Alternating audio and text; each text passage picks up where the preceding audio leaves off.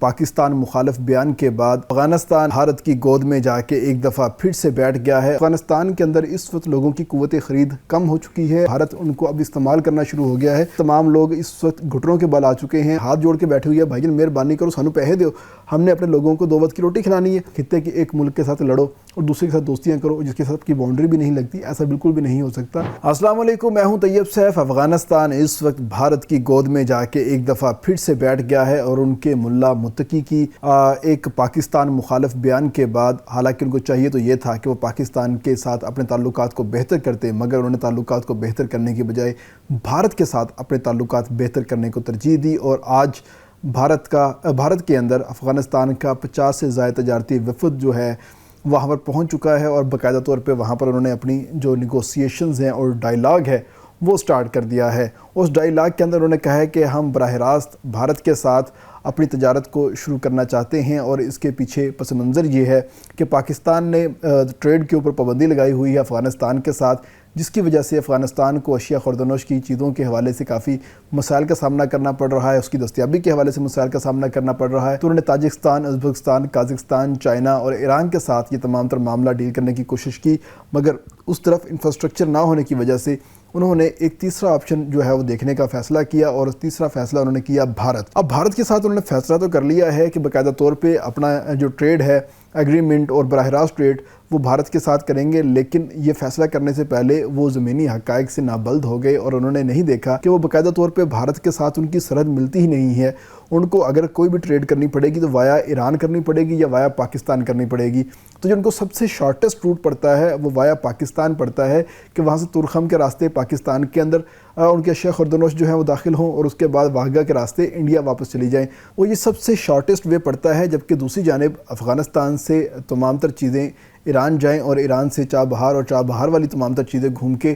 وہ بھارت جاتی ہوئی دکھائی دیتی ہیں، جس کی وجہ سے ان کو کافی مسائل کا سامنا کرنا پڑ سکتا ہے، اور اس میں ایک ٹائم ٹیکنگ چیزیں بھی ہیں، اور جب تک چیزیں ایک دوسرے ملک میں پہنچیں گی تو ان کی قیمتوں میں بھی اضافہ ہو جائے گا۔ تو آخر یہ انہوں نے فیصلہ کر تو لیا ہے، زمینی حقائق تو اس کے خلاف جاتے ہوئے دکھائی دیتے ہیں، لیکن ہم پہلے یہ دیکھتے ہیں کہ آخر یہ آپس میں دونوں ملک کتنی ٹریڈ کرتے تھے۔ تو یہ $300 ملین کی سالانہ کی ٹریڈ کرتے تھے، مطلب کہ بہت ہی کم۔ اگر آپ $300 ملین کی بات کرتے ہیں، اگر آپ 3 سے 4 اچھی مشینری کو ایکسپورٹ کر لی ہے یا امپورٹ کر لی ہے تو آپ کا اسی میں ہی اتنا بل بن جاتا ہے۔ یہ تو 2 ممالک کی براہ راست پوری سالانہ ٹریڈ کی بات کر رہے ہیں، تو یہ $300 ملین تھی۔ جبکہ اگر پاکستان اور افغانستان کی بات کرتے ہیں تو پاکستان اور افغانستان آپس میں $1 بلین سے زائد کی سالانہ ٹریڈ کرتے تھے۔ سمگلنگ کا مال اس کے الگ ہوتا تھا، اور یہ تمام تر ٹریڈ کے اوپر ٹیکس جو ہے وہ بالکل زیرو ہوتا تھا، اور پاکستان افغانستان کو سوئی سے لے کے ٹریکٹر تک each and everything export کرتا تھا، اور اس چیزوں کی وجہ سے افغانستان کے اندر پولٹری، گوشت، چینی، دال، گھی اور اس کے ساتھ آٹا اور چاول، یہ تمام تر چیزیں وافر ملتی تھی، اور پاکستان کے اندر صرف افغانستان کی جانب سے خشک میوہ جات آتے تھے، وہاں سے کبھی کبھی روئی آ جاتی تھی، اور اس کے ساتھ اگر ہم بات کرتے ہیں پیاز، ٹماٹر، انگور اور ساتھ میں جو دیگر چیزیں ہوتی تھیں، انار، تو وہ چیزیں پاکستان میں آتی تھی اور پاکستان میں کچھ حد تک سستی ملتی تھی۔ لیکن اب جب ٹریڈ کا ایگریمنٹ ہمارا ختم ہوا ہے اور ہم نے تمام تر پابندی لگا دی ہے، اور اس پابندی لگانے کا یہ نتیجہ نکلا ہے کہ افغانستان کے اندر اس وقت لوگوں کی قوت خرید کم ہو چکی ہے، اور قوت خرید کم ہونے کی وجہ سے ہی یہ تمام لوگ اس وقت گھٹنوں کے بل آ چکے ہیں اور پاکستان سے بھیک مانگنا شروع ہو چکے ہیں۔ پاکستان نے ان کو واضح الفاظ میں کہا کہ ہم آپ کے ساتھ سب کچھ کرنے کو تیار ہیں، لیکن ہماری ایک شرط ہے کہ آپ باقاعدہ طور پر پاکستان کے ساتھ سیکیورٹی معاہدہ کریں، علاقے میں بفر زون قائم کریں، اور افغانستان کے اندر سے پاکستان میں کسی بھی قسم کا اٹیک نہیں ہوگا، اس چیز کی یقین دہانی کروائیں، ہم تجارت کھول دیتے ہیں۔ جس کے بعد افغانستان اس بات کے اوپر نہیں آیا، کیونکہ وہ ایک ان کے دل کے اندر کینہ ہے، ٹیڑھی نگاہ سے پاکستان کو وہ دیکھنا چاہتے ہیں، اور اس ٹیڑھی نگاہ کے دیکھنے کی ہی یہ وجہ ہے کہ تمام تر معاملات اب افغانستان نے خود ہی خراب کیے ہیں۔ خراب کرنے کے ساتھ ہی اب وہ بھارت کی گود کے اندر جا کے بیٹھ گیا ہے، اور بھارت ان کو اب استعمال کرنا شروع ہو گیا ہے۔ اور اس میں جو سب سے زیادہ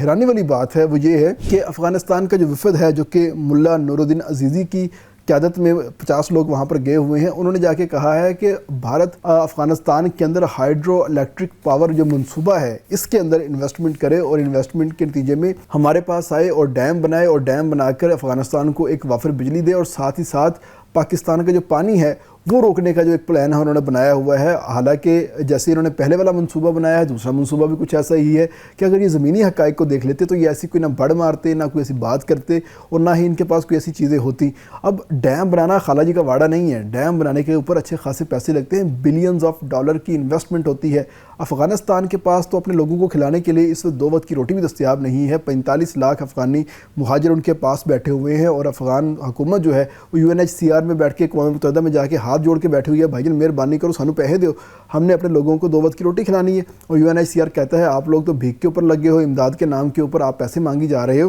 لیکن ہم آخر آپ کو کب تک کھلائیں گے؟ آپ نے اپنے لوگوں کو اپنے پاس ایڈجسٹ کرنا ہے، اس کے علاوہ دوسرا کوئی آپشن آپ کے پاس نہیں ہے۔ مگر اس کے باوجود افغانی بار بار UNHCR کو کہتے ہیں ہمیں امداد دو، ہمیں امداد دو، ہمیں امداد دو، اور دوسری جانب بھارت کو کہہ رہے ہیں کہ ہمارے پاس آؤ اور آ کے یہاں پر ڈیم بناؤ اور ہم نے پاکستان کا پانی روکنا ہے۔ یعنی کہ پاکستان کا اکلوتا دریا جس کے اوپر کسی قسم کا کوئی ڈیم نہیں ہے دشمن ملک کی طرف سے، آپ اس کے اوپر ڈیم بنانے کی بات کرتے ہو اور کہتے ہو کہ یہ کابل سے آتا ہے۔ اور بھائی وہ کابل سے نہیں آتا، وہ چترال سے نکلتا ہے، چترال پاکستان کا ایریا ہے، اور یہ تمام تر پانی پاکستان کی اپنی سرزمین سے نکلتا ہے، اور نکلتے ہوئے پورے پاکستان کو سیراب کرتا ہوا جا کے بحیرہ عرب میں جا کے گرتا ہے۔ آپ اس کا پانی کیسے روک سکتے ہو؟ یا تو پھر آپ کے دماغ میں ابھی تک وہ والا خناس ہے کہ اٹک سے پار کا علاقہ سارا آپ کا ہے، تو بھائی جان آ جاؤ لے لو، لینے آئے تھے 41 چوکیاں دے کے آپ واپس گئے ہو۔ تو یہ تمام تر صورتحال ہے اس وقت، اور بھارت جو ہے اس وقت افغانستان کو آپریشن سندور پارٹ 2 کے طور پہ استعمال کر رہا ہے، اور وہ جو ایک ٹرو فرنٹ محاذ کی جو تھیوری ہے وہ بھارت نے ایک دفعہ پھر سے سوچ لی ہے کہ ایک طرف سے بھارت حملہ کرے گا، ایک طرف سے افغانستان حملہ کرے گا، اور پاکستان کے خلاف ہم پوری توانائیاں لگائیں گے اور پاکستان کو ہم شکست دیں گے، توڑ دیں گے۔ تو افغانستان کو پتہ لگ گیا ہے بہت اچھے طریقے سے کہ پاکستان کس طرح جواب دیتا ہے، اور بھارت کو بھی بہت اچھے طریقے سے پتہ لگ گیا ہے کہ پاکستان کس طرح جواب دیتا ہے۔ 7 طیارے تو آن ریکارڈ ہے، مان لیے ہیں، اور اوپر سے اب امریکن کانگریس کی رپورٹ آ چکی ہے، اس کے اندر بھی کہا گیا ہے کہ پاکستان نے بھرپور طریقے سے الیکٹرانک وارفیئر کا استعمال کیا ہے، اور بھارت کو انہوں نے چاروں شانے چت کیا ہے۔ اور اسی طرح اگر ہم افغانستان کی بات کرتے ہیں تو افغانستان کو بھی ایسا جواب دیا ہے کہ افغانستان ساری زندگی سوچتا رہے گا ہمارے ساتھ ہوا کیا ہے، کیونکہ پاکستان نے افغانستان کو صاف کہا تھا don't tell your father how to make babies. تو بھائی جان آپ ہمارے تفعیلی رہے ہو، ہم نے آپ کو کھلایا ہے، آپ کو سکھایا ہے، آپ کو پہننا سکھایا ہے، بات کرنا سکھائی ہے، اب آپ وہ سارا کچھ سیکھ کے ہمارے ساتھ ہی لڑنے آگے ہو۔ بالکل ایسا نہیں ہو سکتا۔ پاکستان آپ کو ایک بھرپور جواب دے گا، اور جواب دینے کی صلاحیت رکھتا ہے اور جواب دے رہا ہے۔ بے شک آپ جس مرضی ملک کے ساتھ بیٹھو، لیکن آپ کو اگر کوئی ملک ریسکیو کر سکتا ہے تو وہ پاکستان ہے، اگر آپ کو کوئی کھانا کھلا سکتا ہے وہ پاکستان ہے، آپ کو کوئی پال سکتا ہے تو پاکستان ہے۔